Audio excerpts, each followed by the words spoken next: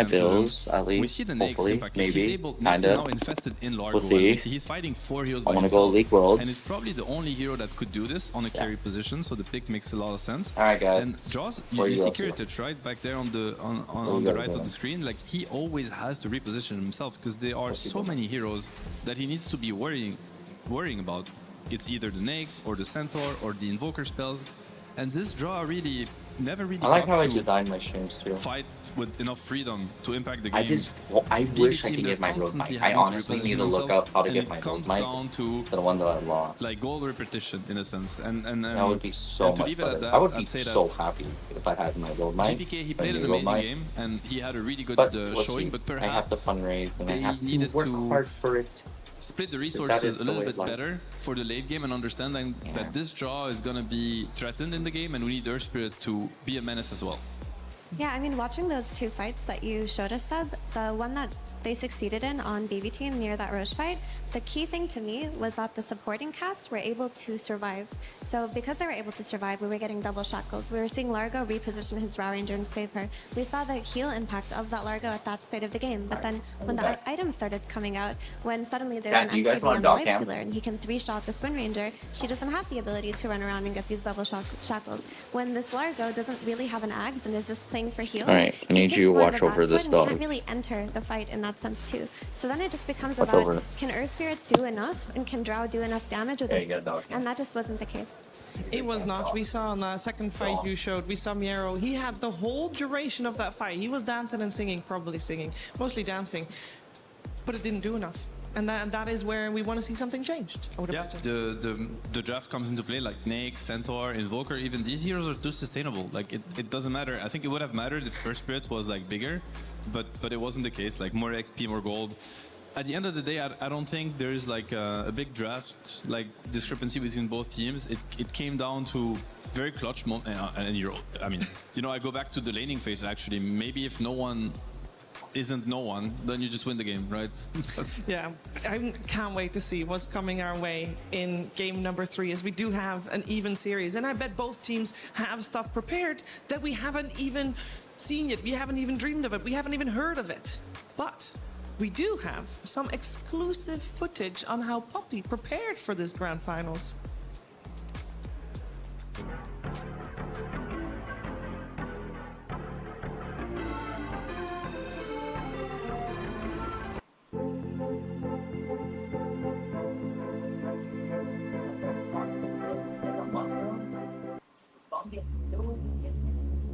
I told you before. I didn't think I'd have to tell you again. This is not acceptable. You're really trying to test me, aren't you? Do you even know who I am and what I've done? You're talking to the big dog now. Don't test him. He'll do it. He'll really do it. I've never had a backdoor to a bunch of people before. You know, I always wondered how the insides look like. I think it's time to find out. Don't be. I think it's time to find out. I've been petting that dog. For real. Rolling in the dirt, just pooping it. That was something, huh? Yup. Aren't you kind of like sick of it at this point? Like, doesn't it kind of get old? I mean, it's all right. I would rather spend my time coaching, but you know, I get it. But don't you ever worry that the fans will think that you're serious? No, I don't think so.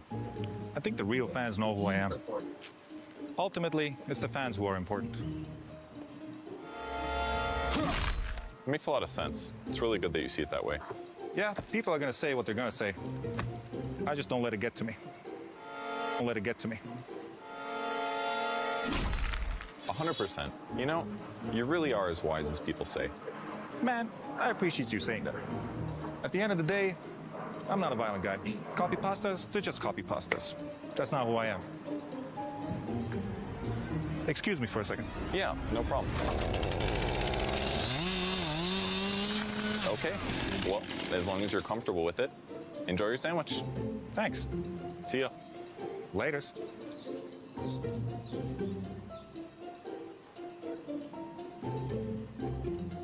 Ah, this is rye bread? I said no rye bread. Who's responsible for it? I'm sorry, Papi. That was me. It won't happen again. Honest. I gotta love some content for sure as we're getting ready for game number 3 here with the grand finals. BB and P-Vision 1-1, and it's time to see what the teams have planned for each other and see what the coaches have planned for each other as well, as it has been a battle of the minds. Ooh, some zen being achieved here as well. Very important to stay cool, calm, and focused in high-pressure situations. You know, people joke about Puppy a lot, but his methods have really worked for P-Vision. Like, talking to the players and hearing from them, it seems like they are individually very high-skilled, and they all want to play Dota, but they don't enjoy the strategic aspect so much of competing at this level, and they just wanted someone to offload that responsibility and take it upon themselves, and Puppy was the perfect fit for that. Yeah, and on top of this, there's also like some sort of emotional attachment, I guess. Like, you kind of build a tie with the draft when you're too much of a, like, too big of a part of it in a sense. Like, if you're a player, like if you make a call for a hero, for instance, then you feel the pressure of it paying off. You're like, I'm losing my lane, and I kind of forced my team into this. You know, I was a big voice. It kind of, it can mess with your gameplay a little bit and your decision taking in the game. Like, some players really enjoy being completely, like, as you said, freed from that responsibility and just focus on the game and try their best, and that's it, really. So good to hear that this is like a formula that works better for them and helps them express their potential. Yeah, we are in the draft. We got BB on the Radiant, P-Vision on the Dire side. First pick going once again to the team on the Dire side with P-Vision, and the Hoodwink gets picked up first. Just quickly giving a glance at if there's any notable heroes that we expected to see banned that are not. I guess the Undying and the Slaughter are the ones that were banned previous game, that were not banned this game. Keeper of the Light will be the answer coming out from BB. Yeah, and I'm trying to think, like, why would they go away from the first pick Invoker and decide to first pick Hoodwink instead? And I don't have the answer to that question. Keep them on their toes. Yeah, do you want to keep them guessing? I think that's also been like a Puppy classic sometimes, where he's like, he just like makes sure he keeps the advantage. Because in this series, you better know that the coaching staff of BB, they've talked about this Invoker throughout the entire game too, and maybe throughout the break too, and they probably went to the players of like, hey, okay, this is what we think we should do against this Invoker and this and that. Like, Invoker must have been a big part of the conversation, and now you just keep them guessing. It's like, well, there's no Invoker now, so you just wasted your time talking about something that's not relevant. Explanation, or perhaps there is like, yeah, something that, you know, we're missing here. Anyway, they're gonna go for the Hoodwink, which is a great hero for them. They play on both roles, which I think every team don't have that. Like, it can either be +5 or +4, but they gave away the Cuddle to BB. Yeah, just to go off of the point that you mentioned, you said that maybe if it were anyone but no one, playing that Invoker, P-Vision would have lost. So I think that they had this idea that even if the mid-Earth Spirit did come out, their Invoker would be solid against it, but that laning stage was very rough. Like, no one did come back through his Sunstrikes, but he got dominated pretty hard, and maybe they don't want to factor in a potentially lost lane in this. Yeah, which would actually be a great adaptation, because I think it's only the best teams, right, that are going to be able to see through the result and be like, hey, we might have won the game, but maybe this wasn't optimal, you know, and maybe this was a little bit too hasty of me of saying, hey, we don't with Invoker, pick it again. But perhaps their conclusion was that, hey, first pick Invoker, actually a little bit risky against that team. I mean, that Earth Spirit was incredible. It didn't win the game, but GPK's laning stage is really scary. I mean, just seeing it in action against the best mid laners in the tournament, like he's by far the best technical skill. I mean, it's been 2 games in a row where no one is playing versus like 25 denies on GPK in 6 minutes. So far, pretty rough laning phase, both games for no one. But in both games, he also showed that this doesn't phase him at all. Like, he is able to impact the game regardless. We'll see if P-Vision, they want to take an approach where they protect him a little bit more, because they've been kind of throwing him under the bus twice in a row. Like, they pick this Ember into Slaughter, they first pick Invoker, and they're like, well, it's no one, he'll manage.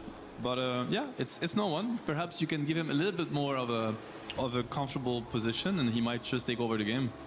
Yeah, I mean, I think the Slaughter still has to be in contention. When Coddle comes out, of course, you think about Ember, you think about Pango, but that Slaughter was a hero that P-Vision were scared of in that game too, and it's left through. So you have to... Beastmaster is a great combination for this Coddle, but I do think that P-Vision need to prepare an idea for in case the Slaughter comes out. Are they willing to move away from the Embers and potentially play something ranged? And that is the adaptation we've seen right from game one, where they probably had the plan to pick the Beast, but it was stolen from them. So now it goes even further up in priority. They pick it as soon as they can, essentially, not letting P-Vision the option to pick it for themselves. They kind of made the, I mean, with that being said, they made the conscious choice of not banning it. They decided to ban the Undying and the Bane. They must have known that Beastmaster was coming, right? I think you play BB, so if you keep in chat Beast is coming, most likely. So curious to see what P-Vision decides to send to that lane, because we've seen many attempts from many fallen teams. None of them really succeeded in, you know, stopping this Beast Cuddle combo. I wonder if they're willing to play the Clinks themselves on P-Vision, because BB played the Clinks against their Beastmaster and it cooked very hard. Okay, come on. We're done. We gotta go catch game 3. The amount of spam, let's go catch like, Dota 2, like come on. Like a hero like we all want to watch Dota 2, right? And tank all this, these axes that are coming non-stop. We clean the yard, chat. It's just really hard to stop from a theoretical perspective. I don't really know what does the job. Look at her. She's so interested. She's like, Dota 2? Where are we catching Dota 2? Where are we watching the streams? We're watching the streams thing, though, on if you see the Huli 8. offlane and you're not picking the safe lane to free up your draft. And the right on Twitch. The only reason would be Twitch.tv, Huli 8 or YouTube. The pick so that your carry sees the carry matchup. Flash users? Like, I don't know. To me, it is the only. It is like the best hero conceptually to sustain against because Beast Cuddle, the way they win the lane or not lose it for that matter is they push the wave so aggressively with axes and they just keep this debuff on the carry so that he can never be aggressive, essentially. Like he's always dealing with creeps under his tower, he's always like trying to dodge the axes, starving in regen, keeping him low HP. And it's like, it doesn't matter the counter that you pick, like you could pick the best hero versus Beast, you named Klinks, Gyro, you know, any hero, like they don't get to play the lane essentially, but for Necro it's different because it's probably the only hero that will push as hard as they do. So he's I gotta reorganize my bag real quick. They're still in champs left. If they're not picking Witch Doctor, and this is when these I don't think they're doing actually good. Falter. That's what I learned over my last week of Dota 2. Witch Doctor. That is what I learned. Ancient Decoration. It could be a good... Oh, never mind. Different Frosty hero coming out. I mean, this hero has been... I feel like we haven't maybe talked about Wyvern as much as he deserved to be talked about, because it's been one of the big heroes of this tournament, honestly. Like, I've seen every team in the top 8 pick him at least once, and pretty high in priority. We've even seen some games... Wait, it was game 1, right? Where they first picked Wyvern, or... It was either game 1 or it was in the it was in third the grand place. Finals, right? I think game 1 of this. Yeah, it was game 1 of this. They first picked Wyvern. So overall first pick. And it was P-Vision. So both teams value this hero like extremely high, and it's not necessarily for the Cold Embrace because it's not a good Cold Embrace game at all so far. Like this is like Necro, Willow, and Hoodwink. These heroes don't care at all about that spell. It's mostly about the laning presence also, which is. It's a dominant laner, and it didn't used to be, so it's a little bit deceptive, but the Q spell from Wyvern is just obnoxious. I also think that Wyvern does something very nice for Kez, and it kind of alleviates the fear of some of his bad matchups, like Axe, for example. I've seen Wyvern and Kez be picked together versus the threat of an Axe, get Axed anyway and defeat that lane, because he provides so much sustain through the Battle Thunder and the counter initiation to heroes like that. So this is one of those moments where I think Kez can be picked blind. Once everything gets put away, I'm gonna be Are you worried about the Kez versus Necro matchup? Like, is it particularly good for Kez, or is it even bad? Like, what's your take on that? I mean, I think it's going to be a little bit difficult, but once you get to that nullifier, it should be okay. I think if they added some magic damage on their team from BB, that would give you the big jump. Because right now you're working with too much physical versus again. Look at we're gonna pin your chat. After 2 games of pain and suffering, he's treated with a late pick in the draft. He gets to decide, yeah, I think it's a good puck game. He's still going to get counterpicked by GPK because, you know, you can't treat him that well. But he's going to be happy with this one. It's a very good game. Obviously, they have actually, I also need a text. And he also gets 2 bans now to protect himself from the GPK Classic counter picks. So, you know, I think this is probably the first game where he's gonna be, set up for a better start to the game. Sav, are you familiar with puck spin rate this tournament?